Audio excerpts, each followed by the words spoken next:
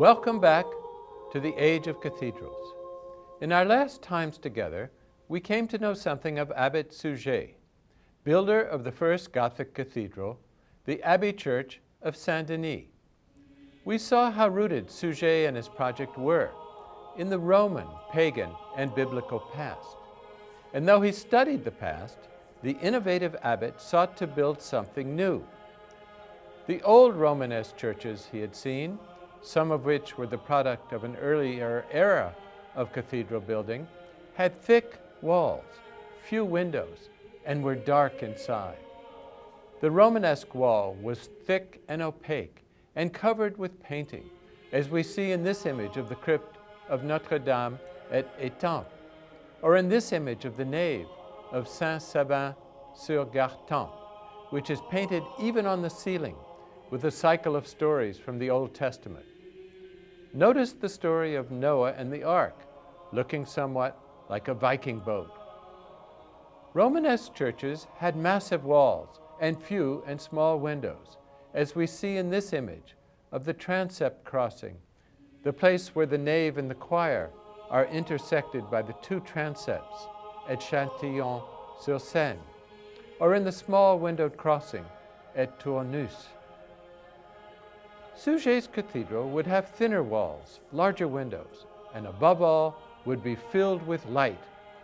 No one knows exactly who the Saint-Denis was after whom the Abbey Church was named, but Suger put forth a doctrine of light, which was thoroughly in the spirit of one of the possible candidates for the original Saint-Denis, an Eastern theologian and mystical writer known as the Pseudo-Dionysius, or the Pseudo-Denis, a Syrian of late 5th century and author of one of the most important books of the Middle Ages, the Celestial Hierarchies.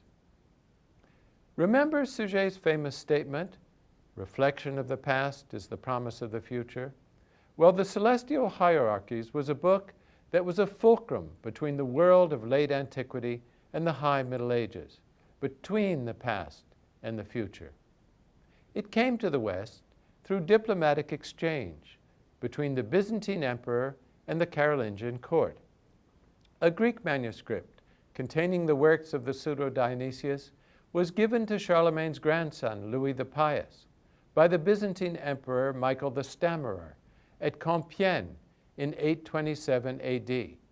And from there it came to the treasury of the Royal Abbey of Saint-Denis. Here we see it with its 15th century cover of jewels and ivory, as it can be seen still today in the Louvre Museum. It was unlikely that the writings of Dionysius could be understood in a world in which few people read Greek. There were, however, several translations of the Celestial Hierarchies into Latin, one by a monk by the name of Hilduin, the Bishop of Paris, who died in 840, and another commissioned by Charlemagne's grandson, Charles the Bald, by an Irish monk living in France, John Scott Eriogena, who died in 877 AD. The Celestial Hierarchies was a founding text for Saint-Denis and for the new style of Gothic architecture. In it, God is defined as light. The more light one has, the closer one is to God. The less light, the more one's relation to the divine is mediated by screens. Pseudo-Dionysius elaborates a doctrine of light and illumination, and I quote, "Calling then upon Jesus, the light of the Father, the real, the true, which lighteth every man that cometh into the world, by whom we have access to the Father, the origin of light, let us raise our thought, according to our power, to the illuminations of the most sacred doctrines handed down by the Fathers."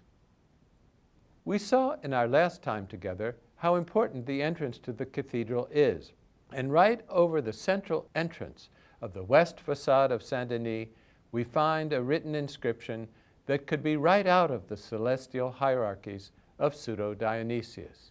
The writing above the door reads, "Nobile claret opus, sed opus quad nobile claret, clarificet mentes ut eont per lumina vera. bright is the noble work, but being nobly bright, the work should brighten the minds, so that they may travel through the true lights. The principle which guided Suger in the building of his new cathedral was that of light.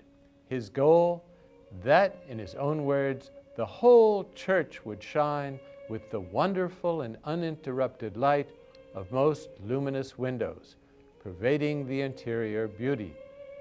Once inside the Abbey Church of Saint-Denis, the old thick walls of the Romanesque church with few and small windows were replaced by sheets of colored glass.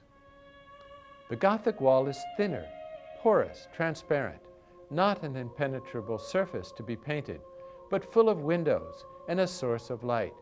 In his account of the building of Saint-Denis, Suger refers to the repainting of the old walls, by which he means the replacement of painted walls by stained glass.